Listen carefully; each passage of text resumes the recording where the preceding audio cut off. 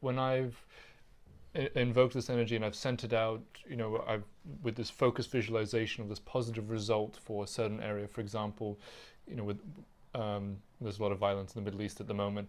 We've sent out this positive visualization of peace and a greater harmony and a greater understanding of each other. What is actually happening in that area when we do that?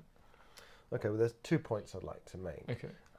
One is, what is happening, to answer your question, is you're sending energy that the people in that region and connected with that situation can then, on a super conscious level, use to inspire themselves to act in such a way as to bring about peace. Okay. Another point I'd like to make is that spiritual energy is very much like water, in a way. One drop is not going to fill a reservoir. Mm-hmm. So one prayer is not going to bring about world peace, unfortunately. But a reservoir is composed of many drops of water. So if enough people put enough water in the reservoir, one day it will be full. So we shouldn't be put off by apparently not seeing results in some tremendously difficult conflict, or conflicts, plural, like those in the Middle East. The more you pray, the more powerful you will be as a channel of energy. Because the more that you practice the 12 blessings, or the more that you visualize world peace and freedom, etc., then the more energy will be able to flow through you. And the greater the quality of the energy too. Because energy is about quantity and about quality.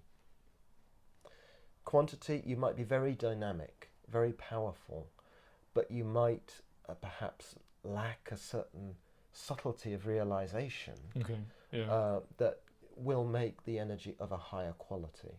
So the ideal is to have a high quantity and a high quality of energy. But when you say quality of energy, do you mean the extent to which you can condition the energy that you invoke with love, or is that different?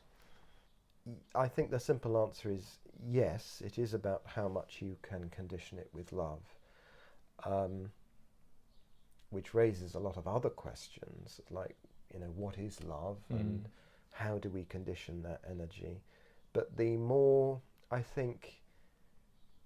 selfless the motive is, then the closer we are to true love.